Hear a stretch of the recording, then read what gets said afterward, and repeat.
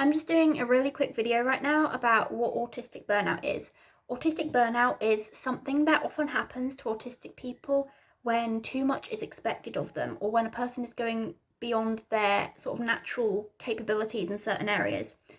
So, for example, if someone is expected to socialise more than they are naturally sort of meant to, a person can go into burnout.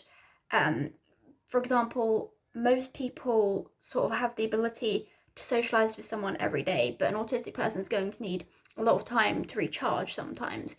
As well as this, autistic people can sometimes really struggle to deal with stress because we already have so much going on with anxiety, sensory issues, etc., etc. So if there is sort of a stressful situation, then an autistic person may be likely to go into burnout because it's taking so much from us and we don't necessarily have the ability to recharge in the same ways as non-autistic people do. So it really is like, if I give the analogy, you're probably wondering why I'm holding this. If I give the analogy of a lighter, the lighter has lighter fluid in. For most people, when they do something, a little bit of the fluid is burnt off and then they can easily sort of get it back. For an autistic person, we keep doing things, but eventually the lighter fluid goes down so much because we are using it more than everyone else, because things can take more effort for us, and we also need more time to sort of recharge, and we recharge in different ways. Like, we need to reduce sensory overload and sometimes be on our own for a bit and have alone time and things like that. Then we might lose our spark and we might keep trying to do things, but it might not work. We might have completely lost our spark and we may not feel like ourselves anymore. And no matter how much we may try and do things, we can't, because we have used up our energy. We've gone beyond our natural capacity to do things. During an autistic burnout, a person often experiences a decline in both their mental and physical health, and a person may just not feel like themselves. And it's really important to distinguish autistic burnout from depression, because a person with depression is often encouraged to go out and like talk to people, even if they sort of feel the urge to withdraw. But that, for an autistic person, can make things worse, because if we've already got no lighter fluid, let's say in this analogy, we've got like no social energy, socializing more is not going to build that. It's going to put us even further into burnout. And we need to do things that refill our tank, so to speak, and align with our natural sort of capacity and capabilities. So stimming can often help people in an autistic burnout. If we stim, like let ourselves flap our hands, rock back and forth, if we let ourselves do those sorts of things, then we get a little bit of our energy back. And also, if we sort of pace things, maybe use the spoon theory or something, or just cut down on things that aren't really necessary, just tell people, no, I'm not calling right now, no, I'm not doing this social event thing, just cut down on what you can cut down on, and maybe have more accommodations in school or in the workplace or wherever you are to help you. Maybe have extensions just to reduce stress. That may give you a bit of energy back, and then you can get your spark back and feel like yourself again. And that's really important, because we live in a world that's quite fast paced and very social. A lot of people are very extroverted, and of course autistic people are extroverted as well. I know a lot of extroverted autistic people, but there are some autistic people who just find social situations so hard that sort of being expected to be extroverted, if they're naturally not, can be really difficult for people.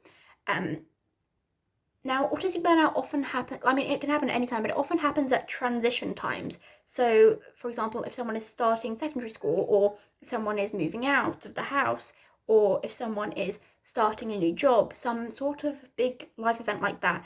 But it can happen at pretty much any time, like even when people are really young. So a young kid could potentially experience burnout because just being in the school environment is too much for them. There's too much sensory stimulation and they just aren't used to this and they can't cope with it. In secondary school it could happen, and people may sort of experience lots of mental health issues and stuff, and people may feel like they want the world to stop or slow down. That can be sort of part of an autistic burnout, because everything is getting too much for a person and they may not understand why everyone else can do things and cope with things, and they can't. That's sort of what it can be like for some people. So it is really important to sort of cut yourself some slack if you're autistic, because your brain is not functioning the same as everyone else's. So you can't necessarily be held to the same standards, and that doesn't mean like think less of yourself or expect less of yourself, but it means to cut down on what you can cut down on and be gentle with yourself. Like, don't force yourself to do things that you don't feel comfortable with, or that could lead to burnout, and do things in a different way. Like, I don't know, some autistic people may have the ability to have a reduced timetable at school, so they have half days, or maybe they can do remote learning, or maybe they can be homeschooled or something like that. But understandably, it can be really difficult. Some people don't actually return to how they were before the autistic burnout. Autistic burnout can also look like regression, because people may experience more autistic traits. It can appear as if someone's becoming more autistic, but they're actually not. They're just expressing the traits more, like because they can't mask any longer. Masking is a big thing that can trigger autistic burnout as well. Masking is where people sort of try to appear neurotypical, not necessarily neurotypical, but non-autistic, and may try to fit in with society around them, and that just doesn't work, because we aren't really made to fit in, and that can be a good thing, but it can also make things really difficult for people. Autism is sometimes a very invisible condition, like, well, not entirely, because for me, I'm rocking back and forth, that is a visible sign of autism, but for the most part, you can look at a person and sometimes you can't tell that they're autistic. So it's an invisible condition, but by trying to fit in with everyone else and do what society expects of us, we might go into burnout and kind of have a decline in our well-being in various different areas. And that's why we need to pace and take it easy sometimes. We are autistic, and that's okay. We can do things in a different way if that's what works for us. I think it's also important to note that autistic burnout is usually like more of a long-term thing, whereas a meltdown or a shutdown is more of a short-term thing. So meltdown can last maybe like half an hour, and it's where people might get kind of aggressive, or may cry a lot, or may just be in extreme distress. Meltdowns can be triggered by sensory overload and other things. And then a shutdown is kind of where people might not really respond to anything. It's where people might just sit there and not really have any ability to do anything. Shutdowns aren't something that lasts like a really long time.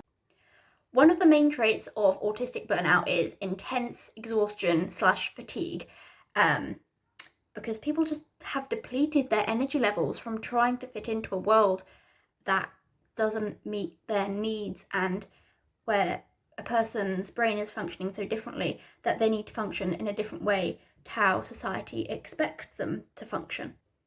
Autistic burnout usually lasts months, years, or even decades if someone does not have a way to replenish their energy.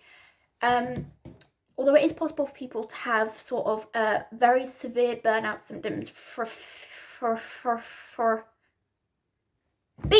a few days, that would be an acute burnout, but usually it's a long-term thing. And as I said, people often don't return to exactly how they were, their functional level before the burnout, but it can improve. So basically, if you are autistic, don't hold yourself to neurotypical standards, and don't ignore your needs, whether that be your sensory needs, your mental health needs, your physical needs, and listen to your body. If your body tells you to rest, then it's important that you do, because you do not want to go into autistic burnout. Another really important thing for me to say that may help somebody prevent autistic burnout is don't be afraid to stim. Stimming is something that autistic people naturally do, and we need to do it. It's a way to regulate emotions and reduce anxiety, reduce sensory overload, and just feel better in general. It's really good for us. So stimming is never something to be thwarted. I mean, sometimes stimming can cause harm to a person. In those cases, it can probably be redirected, or there can be some way to prevent the harm. Or if the stim is triggered by something distressing, get rid of that trigger. But for the most part, most stims are harmless and help us. So like, I'm rocking, People might need to flap their hands, jump up and down, go on the swings, go on a trampoline. They may need to twirl around and around, things like that. They can release beta endorphins and help us feel better. It's as if we have an ingrained management strategy that like most people don't have to that extent. So in that way, it's a good thing. So we should use it if it's something that can help us.